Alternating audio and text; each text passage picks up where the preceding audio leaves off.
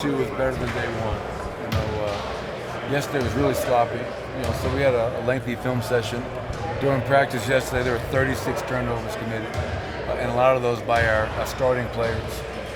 So we talked about that. We talked about being better defensively, being more locked into trying to embody who we want to be. And so today I thought was a much improved practice from who we were yesterday. A lot fewer turnovers, and that's a lot fewer turnovers, a lot more attention to detail. What happens a lot of times is you spend time, teaching things and working on things in drills, and then there's no carryover, there's no transfer to a live situation. And that was who we were yesterday. Everything was forgotten in a hurry, and it was really ragged. But today I thought the transfer over, being mentally tough enough to understand what we're trying to do and how we need to play to be a successful team. So I like this a lot more than I did yesterday. Michael, you mentioned at Media Day, Michael having to be in a situation where he doesn't have to be the best player in the gym now like he has been for a lot of his basketball career. How have you seen him adjust to that in the limited time so far that he's been with the team, and what do you think are the biggest challenges for something like that? I've seen, all I can ask for is for him to buy in and commit to making those changes, and I've seen that. Michael's a great kid, he really is, and he's going to do some things this year that are going to make my beard and hair get a little grayer, but that's part of it. He's a talented young player, and I'm going to help him become the best player he can be. But he's bought in that he understands that, okay, I have to learn to play without the ball. When I have the ball, I have to learn to make plays for other people. And on defense, I have to be locked in. And we're a team that's going to pride ourselves on defense. For my first 3 years, we were a top 10 offense, bottom defense. We didn't get any postseason play. The reason we made that jump is because of our commitment to defense at the end of the floor. So all of our players need to understand that, as well as Michael Porter, and he does. So it's not going to be perfect. There's going to be bumps in the road, but all I care is that Michael's engaged, he's buying in, and he wants to be the best player he can be for this team. And just a quick add-on to that, what part of his skill set makes him most optimal as an off-the-ball player? Not that he'll always, never can handle the ball, but that make him best fit in that role? Well, just his size and length. In his shooting range. So as we move the ball, he's got to understand cutting through the lane and then finishing by cutting, spotting back up, because the ball will find him. That's just how we play. And he's got to be shot ready. I think in the month of September, a lot of times he didn't know where he was on the floor. He took a lot of long twos instead of getting behind the line. And there were times where he was not shot ready. He wasn't ready to shoot the open shot. And then he's a good athlete, and he's such a big target. So you've seen us play. If you cut and you're open, someone's going to find you. And so I think he's going to be a great target to catch, receive, and finish in the paint as we get going.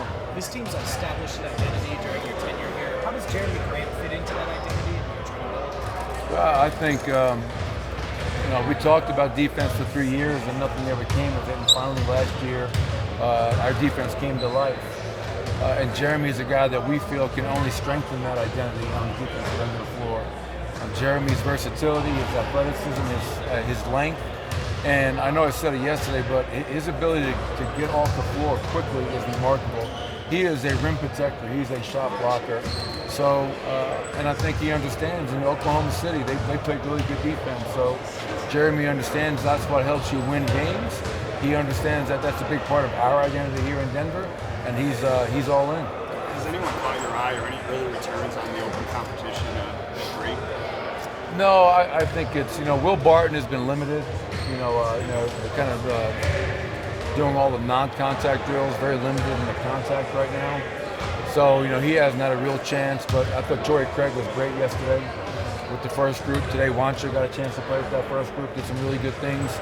Obviously, it's a lot easier when you're playing with guys like Nicole and Jamal and Galt, but both those guys have had good moments. So it's something that we'll continue to monitor, but by no means is there a leader in the clubhouse in terms of who's going to be our starting small forward on opening night. Have you sensed any additional confidence from Wancho since the summer that he's had? Yes, I think, and it's not just on the court. I think he's really confident in his body. He was dealing with that injury the whole year last year, that core injury. And I think having that surgery and playing at such a high level this summer, he's coming into camp feeling great about his body, his health. And then you couple that with a gold medal, playing at a high level, shooting with great confidence. So I do sense a a more confident Juancho Hernan-Gomez right now, which is a great thing for him and more importantly for us. Is Torrey's shooting any noticeably different? I heard that he worked on it a lot this summer. Have you seen any changes there? Oh, I think much improved. But the one thing I always caution myself with, you don't get too excited in September. You don't get too excited in training camp. Obviously it has to carry through into real games. But Torrey put countless hours in the gym all summer long. In the month of September, he really shot lights out. And in camp right now, he's shooting the ball at a high level. So if he can continue to shoot it like he shot in the playoffs, he's a guy that's going to be hard to keep off the floor. Going back to Juancho, what do you just want to see from him out of this week and into the preseason? Like, what does he need to do to get some minutes for you? Well, obviously, we're not going to be able to play 12 guys. So there's going to be some talented players that may not play. So that's just a broad general question, not in regards to Juancho, but in terms of all the candidates that could play at the small forward and at the power forward position. But for Juancho specifically, he's a guy that has shown me as a rookie. He led rookies in three-point shooting, so can he shoot the ball consistently? Last year he was somewhat up and down in that regard. Can he guard his position? Can he contain the basketball? And can he rebound? And I think he's more than capable of doing all those things at a high level. Last year was interesting. We had small forward by committee, and at different times of the season, guys had really good stretches. Juancho as a starter was phenomenal. Torrey as a starter was phenomenal. And then other guys, they had stretches where they weren't as effective. So just being more consistent and having positive stretches and not going through stretches where you really struggle to make shots, whatever else it might be. Coach, is Will Barton's limitation connected to his injury from last year, or is it something new? No, something new, and it's nothing real serious. But we're just, I think, being really cautious with all of our guys right now. It's a little bit of an off-basketball question, but is it disheartening at all in regards to the altitude TV dispute that your fans may not be able to watch the start of the season after all the momentum you guys ended last year with? Yeah, that's not my area of expertise, obviously. I know there's a lot of people at KSC who are working very, very hard to make sure that we are on TV. And obviously, I really hope for our fans, because we have great fans who have supported us so well these last couple of years, that I hope that they can watch us play. This is going to be an exciting year. It's going to be a big year. I don't know in the last time the Denver Nuggets had this much of a build-up and excitement going into the season. So if our fans weren't able to watch it, yeah, I'd be disappointed. So I have two things to say. One, I hope that KSC is able to work that out. I know they're trying.